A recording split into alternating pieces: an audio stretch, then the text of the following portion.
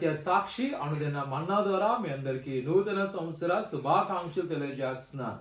దేవుని యొక్క మహాకృప వల్ల మరొక నూతన కాలంలోకి నడిపించడాన్ని బట్టి దేవునికి మహిమ కలుగును గాక. పరలోక కుటుంబ పరిచర్యక మందిర నిర్మాణం కొరకు ప్రార్థన చేయండి. జనవరి 21వ తేదీన మందిర ప్రతిష్టారాధన మిమ్మల్ని అందరినీ ఆహ్వానిస్తున్నాను.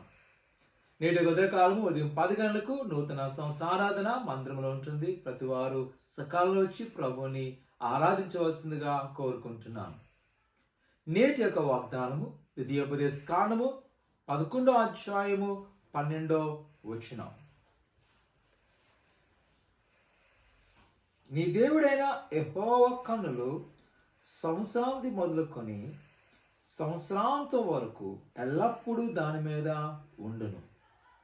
ఇజ్రాయెల్ ప్రజలు వారి దేశానికి లేదా ప్రామిస్ ల్యాండ్కు వాగ్దాన దేశానికి వెళ్తున్నప్పుడు ప్రభు వారికి ఇస్తున్న వాగ్దానము, ఇదిగో మీరు వెళ్తున్న ప్రాంతం కొరకు మీరు ఆందోళన చెందవలసిన లేదు, ఎందుకంటే నీ దేవుడైన యెహోవా లక్ష్యపెట్టే దేశము సంవత్సరం మొదలుకొని సంవత్సరాంతం వరకు ఆయన కనుదృష్టి ఆ దేశం మీద ఉంటుంది.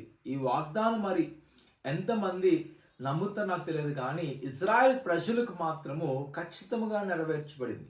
ఈ రోజుకి చూసినప్పుడు ప్రపంచ దేశాల్లో ఇజ్రాయెల్కు ఉన్న టెక్నాలజీ, ఇజ్రాయెల్కు ఉన్న జ్ఞాన నైపుణ్యత మరెవరికి లేదన్నది ఈ లోకం తెలిసిన సత్యం. ఎందుకంటే దేవుడు చెప్తున్నాడు, ఆ ప్రాంతం మీద నా కనుదృష్టించాను. మన దేవుడు అల్పమైన దాన్ని గనులుగా చేయగల సమర్థుడు. చిన్న ప్రాంతము ద్వారా ఆయన మహిమ తెచ్చుకున్న ప్రసంగమా, ఒకవేళ ఈ నూతన సంవత్సరంలో నీ జీవితంలో అనుకోవచ్చేమో, అయ్యో దేవుని యొక్క వాగ్దానం నా పట్ల నెరవేర్చబడుతుందా లేదా అని. నువ్వేమీ ఆందోళన చెందవలసిన లేదు, ఎందుకంటే దేవుని యొక్క వాగ్దానం మన పట్ల ఉంది. ఆయన కనుదృష్టి మన మీద ఉన్నది.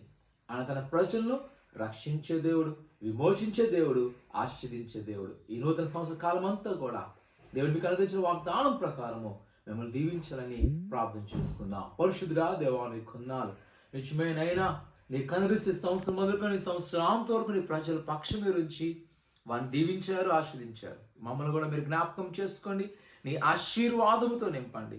ఎగోనైనా సత్య సాక్షి పాఠకులుగా ఉన్న బిడ్డలందరూ ఆయన అనుదినము నీ యొక్క సన్నిధిలో నీకు వాక్యంతో బలపడుతున్నారు. ఆయన వారి పట్ల వారి కుటుంబంలో గొప్ప మేలు చేసి నూతన ఆనందము, నూతన ఉజ్జీవము, నూతన సంతోషముతో నింపమని యేసు నామమున అడుగుతున్నాం తండ్రి, ఆమేన్. మరొకసారి మీ అందరూ కూడా నూతన శుభాకాంక్షలు. దేవుడి సంవత్సరమును మీ జీవితంలో ఆశీర్వాదకరంగా నడిపించును గాక. ఆమేన్.